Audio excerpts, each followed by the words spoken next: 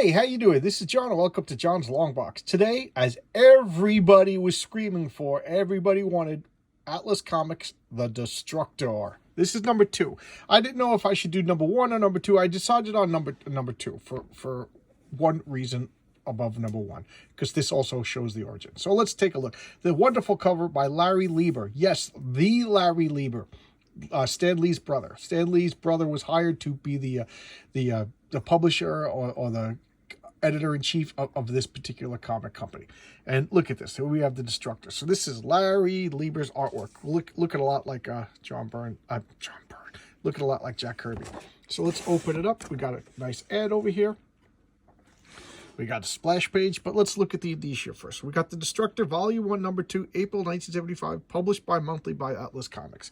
And I think this has the distinction of being the highest number. This actually got up to 4 issues. So here we go. Let's look at the credits. We got Archie Goodwin, writer. What can I say about Archie Goodwin? I think he got his fame by being the editor in the Eerie comics, you know, just to tell, and he wrote a lot of stories for them too. So just a real competent writer, real competent editor. And we got Steve Ditko penciler. There you go. I'm a Steve Ditko fanatic. I love Steve Ditko. But look at this, Wally Wood inker, and Larry Lieber is also the editor. Steve Ditko doing the art, Wally Wood doing the inking. Jeez. 2 freaking legends. So look at this splash page. You know, we got the Destructor up here. He's watching what's going on. So we'll talk about what's going on. I think they're going to show his origin. They're going to do a little flashback of his origin. So he's jumping around. He's taking out the mob. So that's his purview. He takes out mafia guys. Why? Because the mafia killed his father. He was trying out for the mafia. I might as well tell you now. He was trying out for the mafia. His father was a scientist making this. Father was trying to create a superhero to stop the mafia. And the son, he was like, I'm not into it. Jay Hunter is his name. Jay Hunter is just like, yeah, I'm joining. You know, you're a loser, Dad. You're just a nerd. You're in here with your chemicals. And then Goodfellas. Okay, Spider. So he's like Spider from Goodfellas. He's hanging around. He's a little kid, and he witnesses them killing somebody. So they're just like, oh, we got to get rid of him. He's untested. We don't know who he is. So they're going to kill Jay, you know, even though he's totally loyal to the mafia. He goes home, leads the mafia to his father. Hijinks ensue. The mafia kills his father, but before the father dies, he makes him drink this Destructor formula that gives him superpowers. So here he is beating up everybody in the mafia. Look at it. He's just kicking ass. So here he is, like being like Spider-Man poses. You know, so it's like Daredevil. All of his senses are heightened. So he has super heightened Daredevil powers. Plus, he has Wolverine healing. So just imagine if Daredevil and Wolverine were rolled together. He's kind of a powerhouse. So if I was to make this in a role-playing game, my villains, vigilantes, he would have 18s and everything. He would have 18s and everything, heightened senses, and healing. So he's bad guy, you know, badass. Here he is. He's like knocking over the truck. He's like, you think you're going to take me out? And it's impossible to get muscles like this, so I bother. You know, I love these ads. So now what's he doing? He's threatening this guy. He's like, you know, I'm gonna rough you up unless you tell me who your boss is, because he wants to find out who gave the order to kill his dad. You know, and that's can you blame him? You know, so this guy's no. He's shaking him around, gonna throw him in the drink, and then he gives up a name. And he's like, okay, good. So now he goes back home. So what does he do? He's actually going back to one of the guys in the mafia that he is arrested. So he's sleeping in his house as a hideout. And I love this. This is why I picked this comic. So this page recaps everything. So the danger is gone.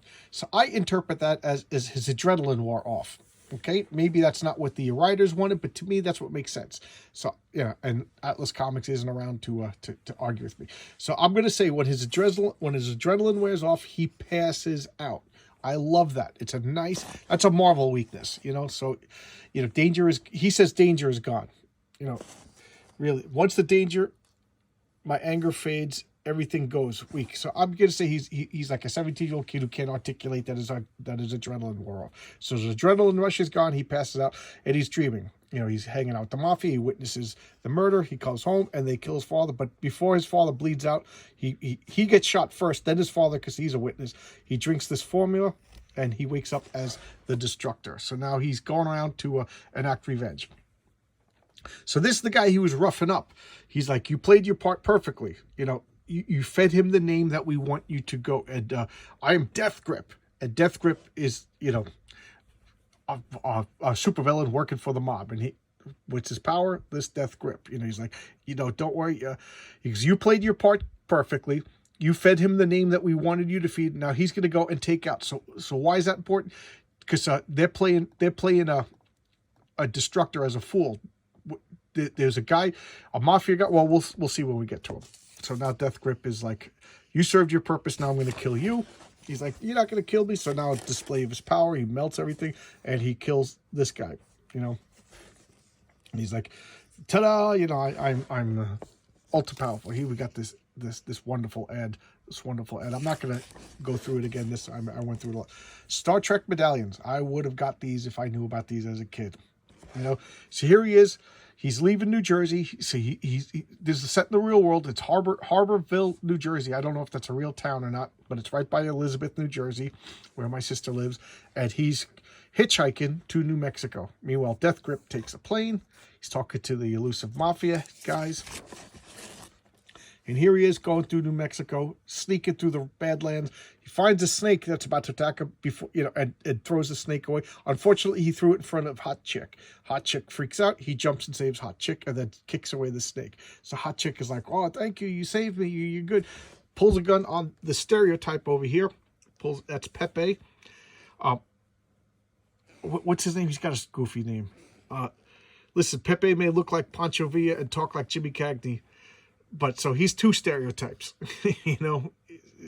So, you know, he looks like a super Mexican, but he talks like a Brooklyn gangster. So, yeah, oh, my Roscoe starts talking. But he's the best hired hand, and he's the mafia guy. So what's his story? The mafia wants him dead. Why? Because he had a stroke.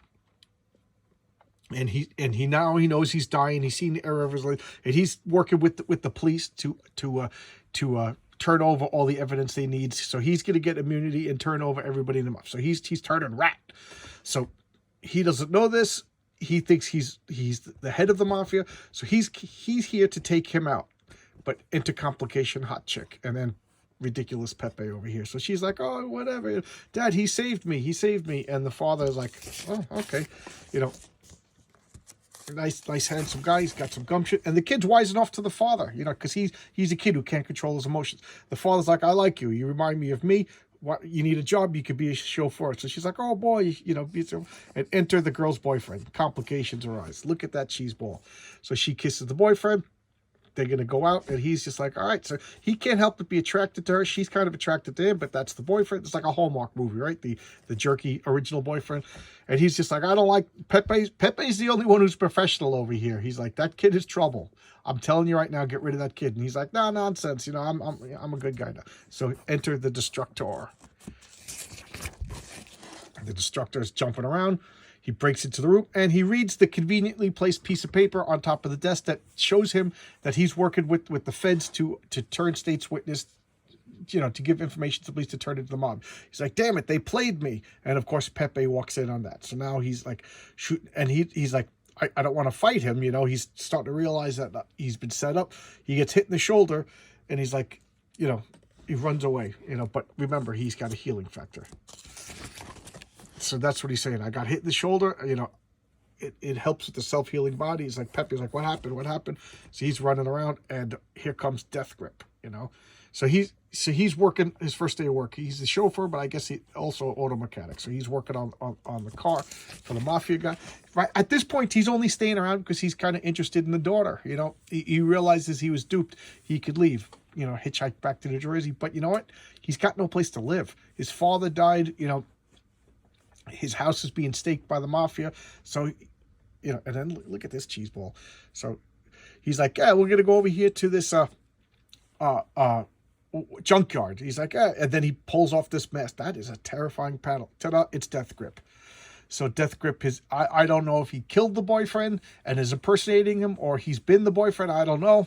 but now he's Death Grip, and he's going to kill the girl in the junkyard, you know, because he knows that Destructor is there, so he wants to kill Destructor. I don't know why. He doesn't know that Destructor saw that information, so whatever. He's being a little what's the word? Quick to the gun. He's jumping to conclusions, you know. But whatever. He's a villain. So he's like, "What's going on?" Oh, I know. I forgot. He's holding her hostage because he doesn't want her father to turn state witness. So he's holding her hostage. He likes the girl, so he goes out to the junkyard and he wallops Death Grip. And Death Grip I love this. He crushes his arm, and now he's burning his arm. He goes, my arm my arm heals fast, but it's broken. It's useless right now. And it still hurts. You know, I like that. This is good logical weaknesses. You know, just because he can heal doesn't mean he's immune to pain. So he rips off the car door and bashes the guy. This arm is still broken. You know, it's not instant heal. That's pretty cool. He's taking time.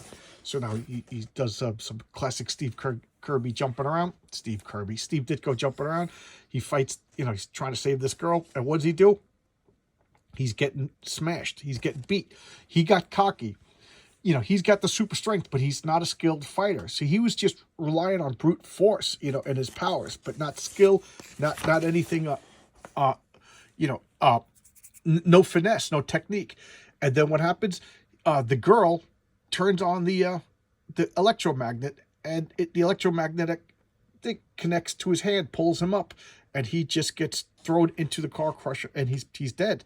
He's dead. He got saved by the girl. He's a rookie. She's like, I don't know how to thank you. Who are you? Just a guy fighting a war against organized crime. And there you go. He's walking off, wondering what will happen next. The next issue, he goes home and passes out because the adrenaline wore off. And he wakes up and his arm is healed. So it took overnight to heal his arm. So let's talk about this. I've been showcasing Atlas Comics because I've kind of got fascinated with them. Never got these as a kid. You know, I never had the opportunity to get them as a kid. They came and went in 11 months. This one made up to 4 issues. The first 3 issues are the same team. And I'm joking, that's about 6 months later. The paychecks probably started having problems at that point. So at that point, the team changed, and so it's a completely different team. He has laser blasts, and the powers change. He's like in the underground world, basically with underdwellers. You know, the whole tone changes because I guess it wasn't selling or whatever, or the team changed, and you know, so it's might as well be a whole nother comic at that point, and wasn't that great? This is my favorite issue of the series because it showed you the weakness. It showed you. And next issue, he stays in New Mexico because he's got no place else to go. And in the 4th issue, it ends with him underneath New Mexico with these underdwellers. So there you go. That's the Destructor. Not bad. Not bad, actually. This is my favorite of the Atlas comics so far. You know, this is the closest to a Marvel comic. He has a logical weakness. He has a legitimate motivation. He's got precisely defined powers and weaknesses. I like it. The costume's all right. You know, I hate the name the Destructor, though. That's a bad guy name. But can't have everything. All right, so I'll see you guys with another video. And thanks a lot for coming around. I'm having so much fun. Remember, Wednesday, which will be tomorrow, I will have a talk with Fabrizio Aiello about Horace H. Hoover. Man, that's a mouthful to say. Alterna Comics, new Smash comic. Thanks a lot. I'll see you tomorrow. That'll be 7 o'clock Eastern Standard Time. And then the following week, I'll have Lady Alchemy herself. Thanks a lot. Bye-bye.